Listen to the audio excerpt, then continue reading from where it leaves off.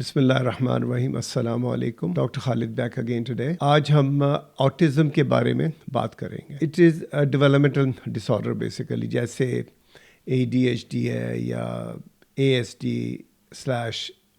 یہ سب ایک ہی طرح کے ہیں جس میں لوگوں کی بولنے کی صلاحیت، بات کرنے کی صلاحیت، communication skills, language skills and all those, یہ ساری انوالو ہوتی ہیں. سو آٹزم کے بارے میں یہ کہتے ہیں کہ اس کی کوئی ریزن نہیں کسی کو معلوم کہ بھئی کیا ریزن ہو سکتی ہے. Generally according to the research سے that genetics could be one of the major problems. اس کے علاوہ وہ یہ کہتے ہیں کہ کوئی برین اسٹرکچر ڈیمیج ہو جاتا ہے، may be at the time of birth, may be at the time of development, may be low birth weight and so on. اس کے علاوہ ان کے اندر ایک اور چیز، آٹزم جن بچوں کو ہوتے ہیں ان کے پیرنٹس کے اندر ایک فیئر ہے. ایک وہ لوگ سوچتے ہیں کہ مے بی جو بچوں کو ویکسینیشن دیا گیا ہے اس کی وجہ ویکسینیشن ہے، لیکن میں آپ کو یہ بتاتا ہوں کہ مطلب یہ کہ اس کے بارے میں جو ریسرچ ہوئی ہے انہوں نے اس بات کو بالکل ایکسکلوڈ کر دیا ہے کہ ویکسینیشن کی وجہ سے آٹزم نہیں ہوتا. تو اس لیے میری جن لوگوں کے دلوں میں یہ فیئر ہے کہ ویکسینیشن نہیں کروانی بچوں کو، میری آپ لوگوں سے ریکویسٹ ہوگی کہ اپنے بچے کا پورا ویکسینیشن جو اسکیڈیول ہے اس کو پلیز پورا کریں. اس سے یہ نہیں ہوگا کہ بچے کو آٹزم تو خیر ہوگا ہی نہیں اس کی وجہ سے، لیکن اور موذین بیماریوں سے وہ بچہ جو ہے انشاءاللہ تعالیٰ سیف رہے گا. اب آٹزم جو ہے کس طریقے سے پریزنٹ کرتا ہے، کس طریقے سے معلوم ہوتا ہے ہمیں کہ آٹزم ہے. آٹزم کے بارے میں کہتے ہیں کہ یہ جو بچے ہوتے ہیں نا، ان کے اندر جو سوشل انٹریکشن جو ہوتا ہے نا وہ لیس ہوتا ہے، کم ہوتا ہے. یہ بچے جو ہے نا ریلیشن شپس نہیں بنا سکتے، دوسرے بچوں سے دوستیاں نہیں کر پاتے. یہ بچے سیلف آئسولیٹڈ ہوتے ہیں تقریباً. یہ بچے جو ہے اپنے ماں باپ سے آئی ٹو آئی کانٹیکٹ نہیں کر پاتے، اوروں کے ساتھ آئی کانٹیکٹ نہیں کر پاتے. انہوں نے اگر کوئی بات کرنی ہوتی ہے والدین سے تو یہ انسٹیڈ آف لکنگ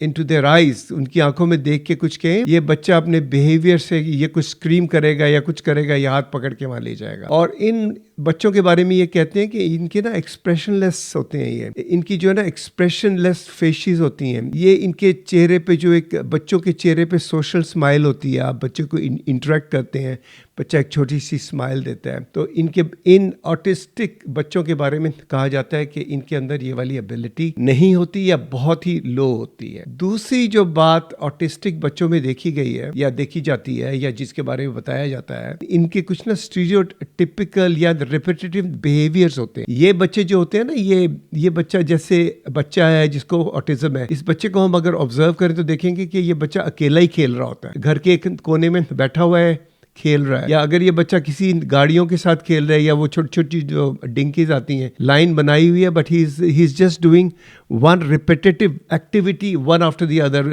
اس کا بونٹ کھولے جا رہا ہے یا اس کے اندر ڈور سے کھیلے جا رہا ہے یا اسی کار کو آگے پیچھے موو کیا جا رہا ہے. اور ان بچوں میں یہ دیکھا گیا ہے کہ یہ بچے اکثر اسٹیئر کرتے ہیں، دیوار کو اسٹیئر کر سکتے ہیں، روف کو اسٹیئر کر رہے ہوتے ہیں اکثر.